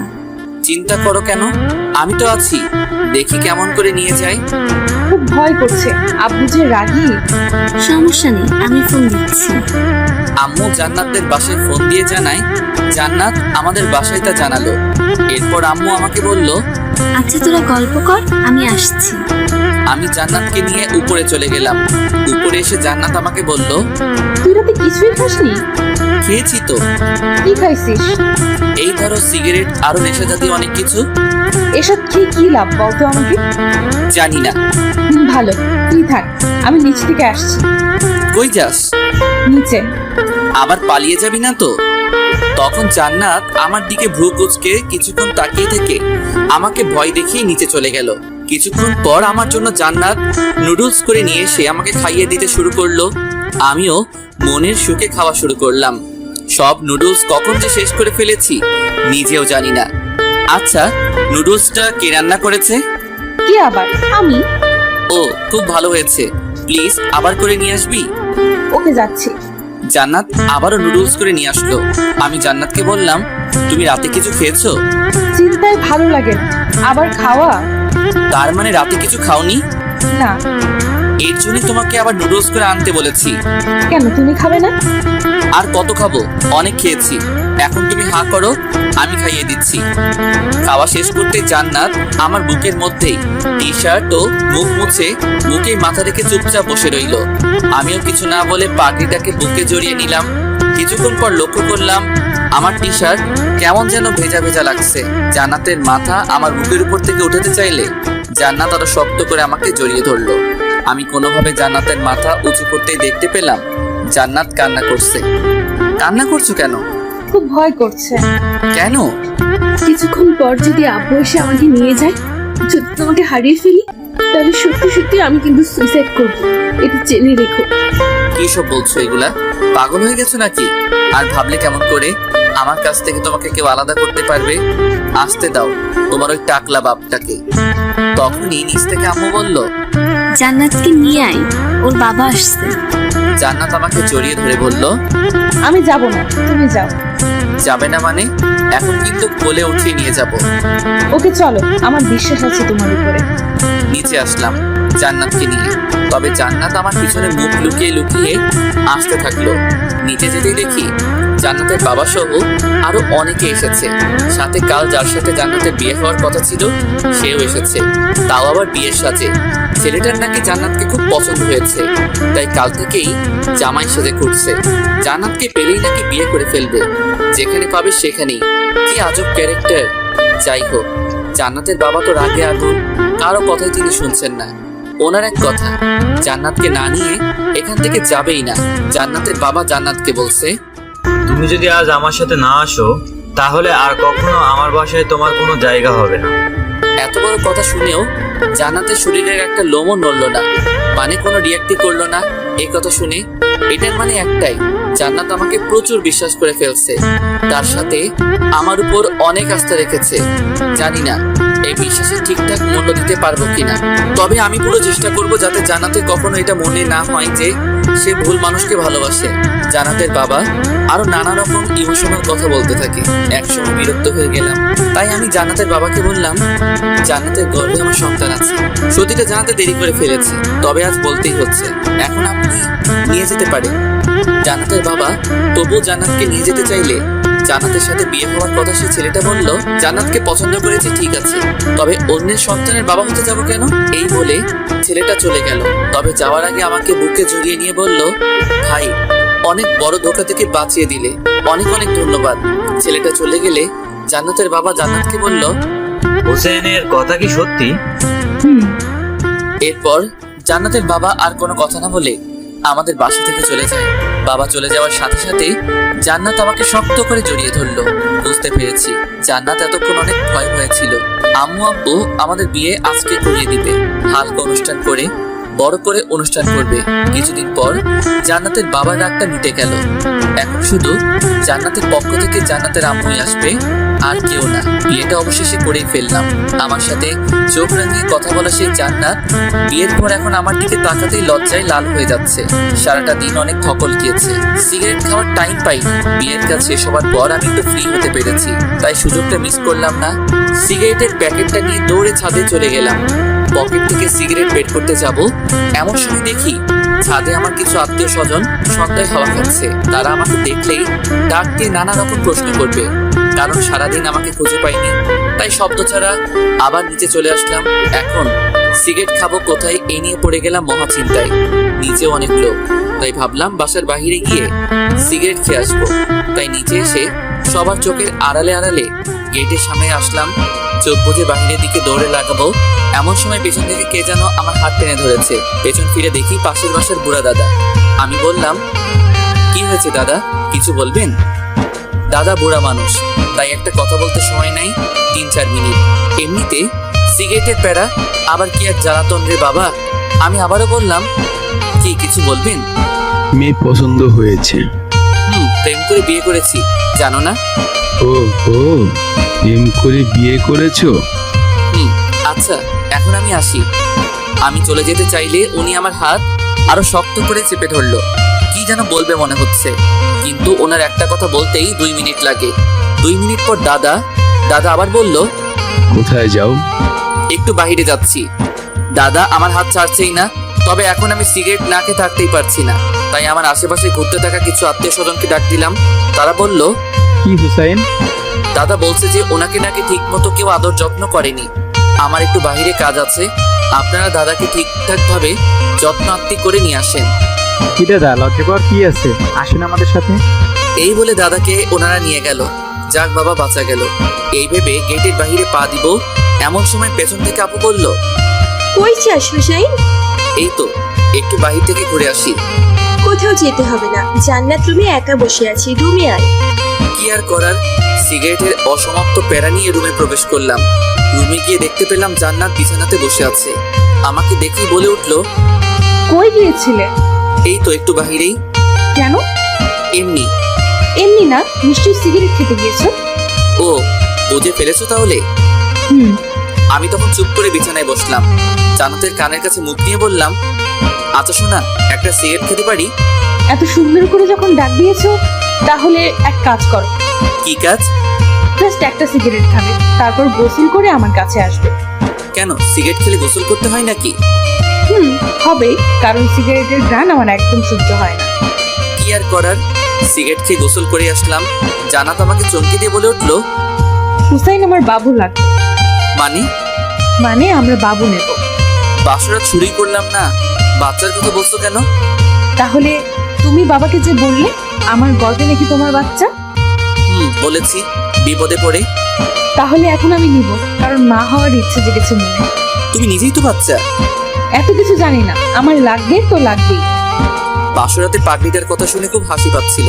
যাই হোক, বিয়ে যখন করেছি, বাসরাত তো করতেই হবে। আমি লাইটটা অফ করে জান্নাতের কাছে যেতেই জান্নাত আমাকে জড়িয়ে ধরলো। আমি জান্নাতের কপালে, গালে, ঠোঁটে কিস করতে থাকি। সেদিন জান্নাতের ঠোঁটটা নরম চকলেট ভেবে কামড় দিয়ে একটু ছিঁড়েই ফেলেছি। জান্নাত তো ব্যথায় চিৎকার করাতে বুঝতে পারলাম এটা কোনো চকলেট না, এটা জান্নাতের ঠোঁট। আরো অনেক কিছুই হলো, হাজবেন্ড ওয়াইফের মাঝে যা হয় আর কি। অনেক রাত পর্যন্ত গল্প করে শেষ রাতের দিকে ঘুমিয়ে পড়ি। সকালে ঘুম থেকে উঠে দেখি জান্নাত পাশে নেই। এত সকাল সকাল কই যাবে? ঠিক তখনই আমার ফোনে একটা ফোন আসলো। রিসিভ করতেই ওপাশ থেকে বলে উঠলো, কি মিস্টার হুসেইন, ঘুম কেমন হলো? জান্নাতকে খুঁজে পাচ্ছ না তো, তাই না? জান্নাতকে আর পাবেও না। বড় ঝড় আসার আগ মুহূর্তে কিন্তু সবকিছু ঠান্ডা হয়ে যায়। কাল তোমাদের বাসা থেকে ঠান্ডা ভাবে চলে এসেছি আজকের এই দিনটার জন্য। হা হা হা, তুমি আমাকে চিনো না হুসেইন। যাই হোক, পারলে জান্নাতকে খুঁজে নিও। Goodbye, see you. তার মানে এটা জান্নাতের আব্বু। এই বলে ফোনটা রেখে দিল, আমাকে কথা বলার কোনো সুযোগই দিল না। বিয়ের পর দিন বউ গায়ে, বিষয়টা ভেবেই কেমন যেন শরীরের লোমগুলো দাঁড়িয়ে যাচ্ছে। আমি দৌড়ে নিচে গেলাম, আম্মুকে বললাম, আম্মু, জান্নাত কোথায়? জান্নাত তোর বাবার সাথে বাইরে গেছে। উফ মা, যেতে দিলে কেন? জান্নাতের বাবা তো আজকে ঠান্ডাভাবেই বললো যে বিয়ে তো হয়েই গেছে। যাই হোক, এখন আর আমার কোনো রাগ নাই। তবে জান্নাতের দাদু অনেক অসুস্থ, তাই জান্নাতকে কিছুক্ষণের জন্য তাদের বাসায় নিয়ে যাবে। সমস্যা নেই, কিছুক্ষণ পর আবার দিয়ে যাবে। আমাকে না বলে কেন গেল? জান্নাত তোর সাথে দেখা করার জন্য বারবার উপরে আসতে চাইছিল, তবে জান্নাতের বাবা বলল হুসাইন তো এখনো ঘুমোচ্ছে, ঘুম ভাঙার আগেই জান্নাতকে দিয়ে যাবে। আমি মাথায় হাত দিয়ে ফ্লোরে বসে পড়লাম। এত বড় প্রতারণা আমার সাথে হবে স্বপ্নেও কখনো ভাবিনি। চিন্তা করিস না, একটু পরেই দিয়ে যাবে। আর কখনো দিয়ে যাবে না, একেবারেই নিয়ে গিয়েছে। কি বলিস এইগুলা? আমি আর কিছু ভাবতে পারছি না। আম্মু চুপ হয়ে গিয়েছে। বাইকটা বের করলাম, সাথে অনেক কিছু নিয়ে গেলাম, হকি স্টিক, সাথে আরো কিছু জিনিস যেগুলোর নাম বলা যাবে না। বেরিয়ে পড়লাম জান্নাতের বাসার উদ্দেশ্য নিয়ে। আর জান্নাতকে নিয়ে আসার সময় যে আমাকে বাধা দিবে, সোজা কথায় তাকে লাশ করে ফেলবো, সে জান্নাতের বাবা হোক বা অন্য কেউ। কারণ এত কাহিনী আর ভালো লাগছে না।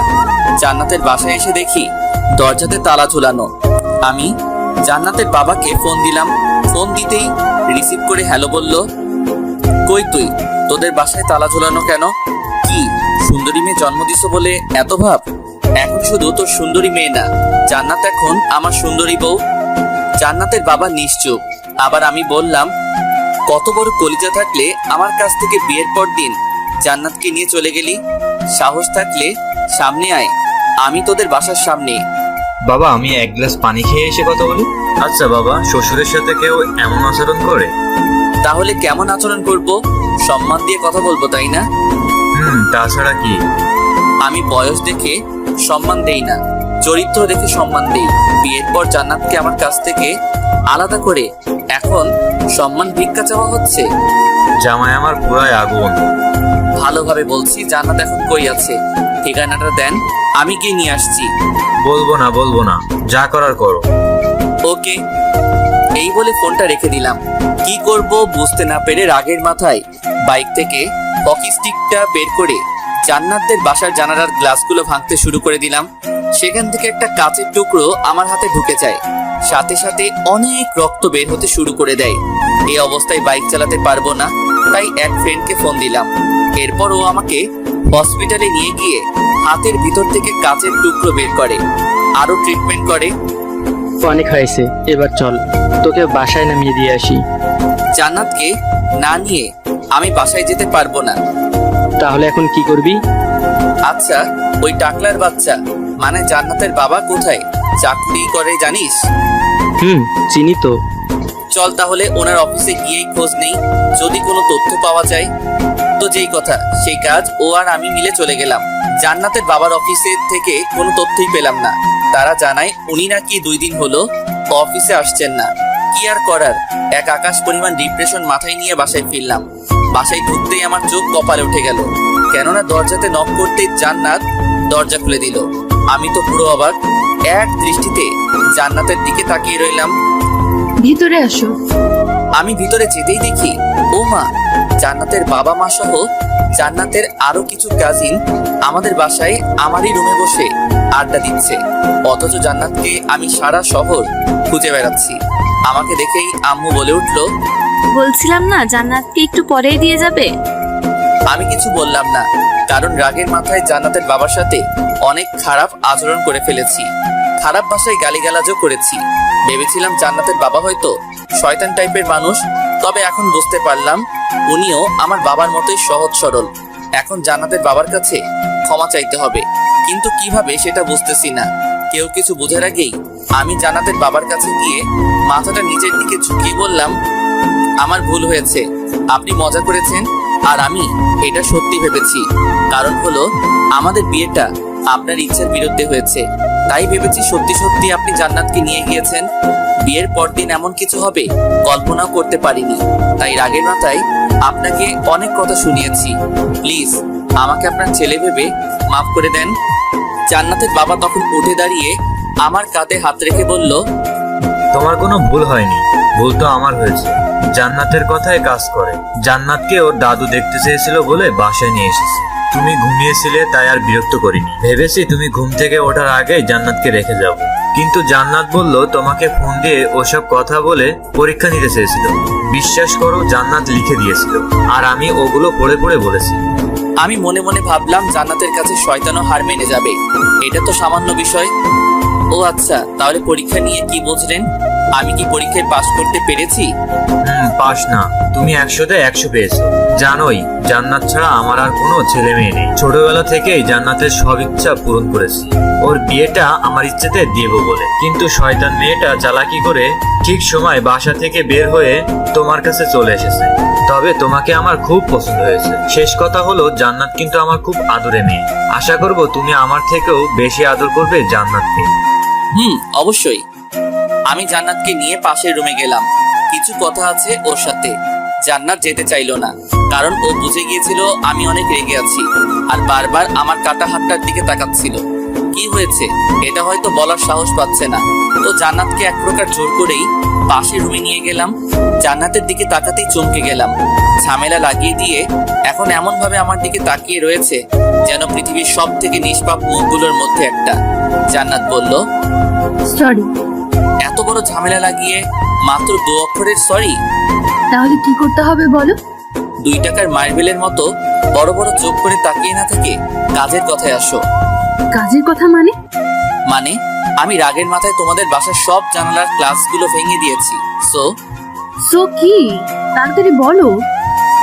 ওইগুলো জরিমানা তুমি দিবে। জানি আমার বড়লোক শ্বশুর কিছু বলবে না, তবে আমার একটা সম্মান আছে না, তাই আমাকে ঠিক করে দিতে হবে। তুমি ভেঙেছো, তুমি ঠিক করে দাও, আমাকে বলছো কেন? ও হ্যালো, তোমার জন্য এসব হয়েছে? আমি কি তোমাকে আমাদের বাসার গ্লাসগুলো ভাঙতে বলেছি? আমার ঘুম পাচ্ছে, আম্মুর কোলে শুয়ে থাকবো, গেলাম। এই বলেই জান্নাত পিছন ফিরে চলে যেতে লাগলো। আমি বললাম, এই জান্নাত শুনো তো, ওই জান্নাতের বাচ্চা কানে শুনিস না নাকি?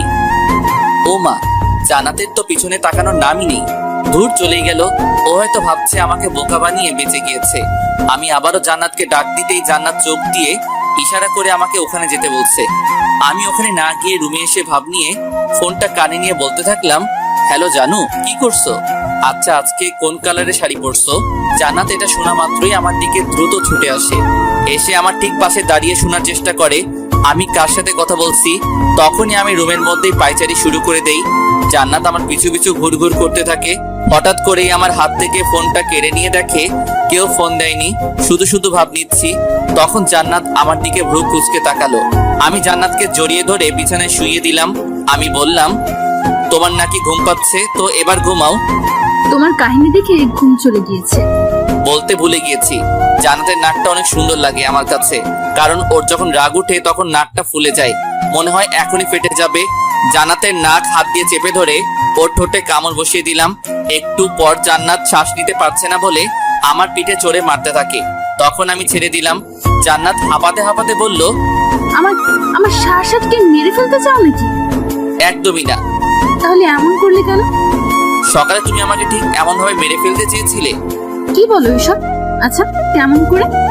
অক্সিজেন ছাড়া মানুষ কি বাঁচতে পারে? না। তুমি সকালে আমার কাছ থেকে দূরে চলে গিয়ে তোমার বাবাকে দিয়ে যখন ওইসব কিছু বলিয়েছো, বিশ্বাস করো তখন আমার শ্বাস নিতে খুব কষ্ট হচ্ছিল, কারণ তুমি আমার অক্সিজেন। এই কথা বলার সাথে সাথে ধপাস করে জান্নাত আমাকে বুকে জড়িয়ে শক্ত করে চেপে ধরে বলল, সরি, আর কখনো এমন করব না, প্রমিস। ভালো। আচ্ছা, এক কাজ করো। কি কাজ? আবারও আগের মতো আমার ঠোঁটে কামড় দিয়ে শ্বাসকে মেরে ফেলো। আবারও কিস খাওয়ার ধান্দা? খুব চালাক, তাই না? কিন্তু আগের বার শুধু উদাহরণ দিতে কিস করেছি, সো আর দিতে পারবো না। এখন কিস দিবি না? ওই তুই করে বলবি না। কি করবি তুই? 100 বার বলবি তুই তুই তুই। মাত্র 4 বার হয়েছে, আরো 97 বার বল।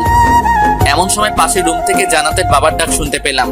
জান্নাতের বাবা বলল, আজকে তাহলে আসি, কিছুদিন পর তোমাদের বিয়ের জন্য বড় করে অনুষ্ঠান পালন করব। ওকে। তবে অনেক চিন্তা হচ্ছিল, কারণ তারা তো বাসায় যেতেই দেখতে পারবে তাদের বাসার জানালার সব গ্লাস ভাঙা। সে যাই হোক, পরে দেখা যাবে। এর আগে এক ফ্রেন্ড কিছুক্ষণ আগে ফোন দিয়ে আমাকে বাইক নিয়ে যেতে বলল, বিপদে পড়ছে বলল, তাই বাইক নিয়ে বেরিয়ে পড়লাম। ফ্রেন্ড তৌফিকের কাছে যেতেই তৌফিক বলল আজকে নাকি ওর জিএফ এর বার্থডে, তাই আমাকে সাথে নিয়ে জিএফ এর সাথে দেখা করতে যাবে। আমি আর তৌফিক গেলাম। যেতেই দেখতে পেলাম তৌফিকের জিএফ সহ আরো অনেক মেয়ের উপস্থিতি। আমি তৌফিককে বললাম, তুই দেখা কর, আমি এখানেই বাইকেই বসে থাকি। কিন্তু তৌফিক আমাকে নিয়েই গেল। দেখা করার এক পর্যায়ে তৌফিকের দরকারি একটা ফোন আসে, তাই তৌফিক তাড়াহুড়ো করে সেখান থেকে চলে যায়। যাওয়ার আগে আমাকে বলল যে ওর জিএফকে বাসায় নামিয়ে দিয়ে আসতে। আমি তৌফিকের জিএফকে বললাম, আপনি নিশ্চয়ই আমার সাথে যাবেন না? তাহলে আমি আসছি, আপনি এখান থেকে সোজা চলে যান। জি না, আপনি আমাকে নামিয়ে দিয়ে আসবেন। তো কি আর করার। তবে রাস্তায় উনি বলল ওনার এক ফ্রেন্ড নাকি আমাকে পছন্দ করেছে। পছন্দ করতেই পারে, এতে এমন কি হয়েছে? যদি বলি ভালোবেসে বিয়ে করেছি। এটা তৌফিক আপনাকে বলেনি? জানি। তাই কি হয়েছে? বউ থাকবে ঘরে আর জিএফ থাকবে বাইরে, সিম্পল। আমি এই কথা শুনেই বাইকটা থামিয়ে তৌফিকের জিএফকে বললাম, বাইক থেকে নামেন। কেন, কি হলো আবার? নামতে বলেছি, নামেন। তৌফিকের জিএফকে মাঝ রাস্তায় নামিয়ে দিয়ে বাসায় চলে আসলাম, কারণ তার কথা আমার ভালো লাগেনি। এসব টাইপের ছেলে মেয়েদের জন্য বিবাহিত অনেক সংসারের শান্তি নষ্ট হয়ে যায়।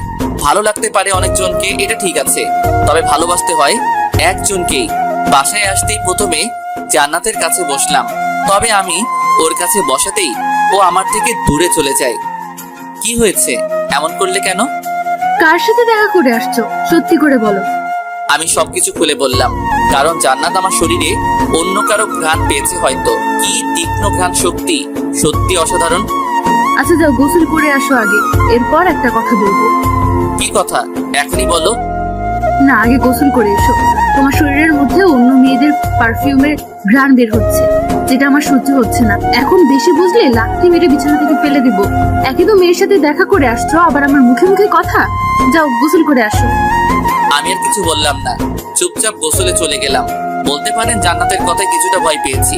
জান্নাত মেয়ে হলে কি হবে, ওর কিল ঘুষি লাথির যে একটা হিট আমি আগেও ফ্রেন্ড থাকাকালীন খেয়েছি, এখনো মনে পড়ে সেই কথা। তাই আর কথা না বাড়িয়ে গোসলে চলে গেলাম। গোসল করে বের হতেই দেখি জান্নাত আমার জন্য তোয়ালে নিয়ে দাঁড়িয়ে রয়েছে। আমি তোয়ালে দিয়ে গাটা না মুছে জান্নাতের শাড়ির আঁচল দিয়েই গা মোছা শুরু করে দিলাম। আই, কি করছো? ভিজে যাচ্ছি তো। আচ্ছা দাঁড়াও, আমি মুছে দিচ্ছি। ফ্রেশ হয়ে একটা সিগারেট জ্বালিয়ে খাওয়া শুরু করলাম। আপনারা ভাবছেন আমার সাহস বেড়ে গেছে তাই জান্নাতের সামনে সিগারেট খাচ্ছি, মোটেও না। জান্নাত আমাকে সারাদিনে একটা আর রাতে একটা সিগারেট খাওয়ার অনুমতি দিয়েছে। সে আমি যেখানে সেখানে খেতে পারি, তাই আমি সিগারেট খেয়ে জান্নাতের মুখের উপর ধোয়া ছাড়ছি। জান্নাতের তো রাগে নাকটা ফুলে ফেটে যাচ্ছে। সিগারেট খেয়ে বিছানায় ধপাস করে শুয়ে পড়লাম। তুমি কি যেন বলতে চেয়েছিলে, এখন বলো। না থাক, বলবো না। কেন, আবার কি হলো? আমার কোনো কথাই তো তুমি সিরিয়াসলি ভাবে নাও না। এখন সিরিয়াস ভাবে নিব, বলো তুমি। আমার বাবু লাগবে। উফ, আবার শুরু করে দিছো। কেন? ওকে, সব হবে, আগে আমাদের বিয়ের অনুষ্ঠানটা শেষ হোক। আমার এটা ভেবেই খুশি খুশি লাগতেছে যে জান্নাতকে 2বার বিয়ের সাথে দেখবো। বাপরে বাপ, জান্নাত বউ সাজলে যা লাগে, কোনো প্রকার নেশা ছাড়াই মাতাল মাতাল লাগে। আচ্ছা, তুমি কি কখনো ভাবছো আমি তোমার বউ হব?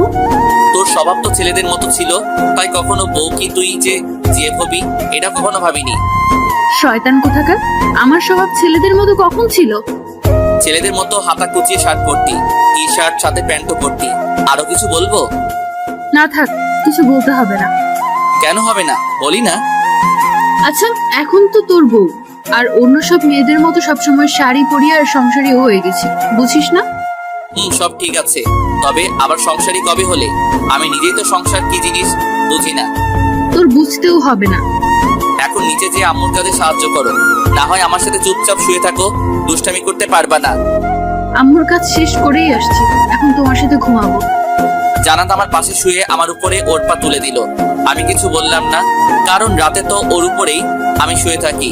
ও তো জাস্ট পা তুলে দিছে, আমি ঘুমিয়ে পড়লাম। তবে কিছুক্ষণ পর লক্ষ্য করলাম, ও মা, জান্নাতের পুরো বডি আমার উপরে দিয়ে আমার বুকে মাথা রেখে মজা করে ঘুমাচ্ছে। ভালোই লাগছিল, একটু চিকনা মেয়ে তো, তাই মনে হচ্ছিল না কেউ আমার উপরে আছে। তো দেখতে দেখতে মাঝে কিছুদিন চলে যায়। কাল আমাদের বিয়ের অনুষ্ঠান, কিন্তু এখনো পর্যন্ত জান্নাতকে কোনো শপিং করে দেইনি। জান্নাত তো কখনো বলেনি। আমি জান্নাতকে বললাম, চলো তোমাকে শপিং করিয়ে দিয়ে বাসায় দিয়ে আসি, কাল আমি যে সেখান থেকে তোমাকে নিয়ে আসবো। শপিং করা লাগবে না, আমার অনেক কাপড় আছে। তো কি হয়েছে, চলো তো। জান্নাতকে নিয়ে শপিং করতে গেলাম, তবে জান্নাতের কোনো কাপড়ই পছন্দ হচ্ছিল না। আমি জান্নাতের জন্য কিছু শপিং করেছি, আমার নিজের পছন্দের। কিছু বলতে অনেকগুলো, কারণ যা দেখি সব ভালো লাগে। সব কাপড়ে জান্নাতকে সুন্দর দেখায়। জান্নাত আমার জন্য কিছু জিনিস নিয়েছে, তবে ও ওর নিজের জন্য কিছুই নেয়নি। ও আমাকে বলে ওর নাকি কিছুই পছন্দ হচ্ছে না, আমি ওর জন্য যেগুলো কিনেছি ওগুলা ছাড়া। সেদিনের মতো শপিং শেষ করে জান্নাতকে তার বাড়িতে রেখে আসলাম। রেখে আসার সময় জান্নাত অনেক কান্না করছিল। বলে কিনা আমার সাথে থাকতে থাকতে আমার প্রতি আসক্ত হয়ে গিয়েছে। আমাকে ছাড়া একটা রাত থাকা নাকি জান্নাতের কাছে 1 মাসের সমতুল্য। জান্নাতকে অনেক বুঝিয়ে রেখে আসলাম, তবে ওর শর্ত ছিল সারা রাত আমার সাথে ফোনে কথা বলবে। বাসায় এসে ভাবলাম, জীবনে অনেক বিয়ে দেখেছি যারা বিয়ের সময় বউকে প্রাইভেট কারে এমন ভাবে নিয়ে আসে যেন কিডন্যাপ করে নিয়ে আসছে। তবে আমার চিন্তা ভাবনা অন্যরকম। বউকে নিয়ে আসবো বাইকে করে, বউয়ের থাকবে খোলা চুল, যাতে আমি বাইক চালানোর সময় তার চুল বাতাসে উড়ে উড়ে আমার মুখে হালকা করে আছড়ে পড়ে। হ্যাঁ, প্রাইভেট কার থাকবে ঠিক আছে, তবে আমার বাইকের পিছনে। জান্নাতের বাসায় আমি বাইক নিয়ে ঢুকলাম। আমার ফ্যাশন দেখে সেখানে থাকা মেয়েগুলো হা করে তাকিয়ে রইলো। আমার পিছন পিছন অনেকগুলো প্রাইভেট কার ঢুকলো, সবগুলো সাদা গাড়ি। আব্বুকে বলে ছিলাম গাড়ি যেন এক রঙের হয়। এমন সময় দেখতে পেলাম জান্নাত দৌড়ে আমার দিকে আসছে। এসে সবাইকে চমকে দিয়ে আমাকে জড়িয়ে ধরলো। এই কি করছো, ছাড়ো প্লিজ, সবাই দেখছে তো। দেখো হিংসুটেরা, আমার কি, তুমি তো কাল রাতে কথা বলতে বলতে ঘুমিয়ে পড়েছিলে, তাই সারা রাত ঘুমাতে পারিনি। সারাক্ষণ শুধু তোমার কথা ভেবেছি। সরি। বিয়ের অনুষ্ঠান ভালোভাবে সম্পন্ন হলো। সো আমার ছোটবেলা থেকে যে ইচ্ছেটা ছিল বউকে বাইকে করে নিয়ে আসবো, আজ সেটা সফল হলো। জান্নাতকে বউ হিসেবে পেয়ে সত্যি আমি অনেক খুশি। তবে জান্নাত আমায় পেয়ে আমার থেকেও বেশি খুশি হয়েছে। কিছুদিন পর হয়তো জান্নাতের একমাত্র আবদার রাখতে জান্নাতকে বাবু উপহার দিতে হবে। জান্নাত আমার কাছে এই আবদারটা ছাড়া আর কিছুই চাইনি, তাই যত তাড়াতাড়ি সম্ভব এটা পূরণ করব। জান্নাত আমার বেস্ট ফ্রেন্ড থেকে এখন আমার বউ। ইচ্ছে আছে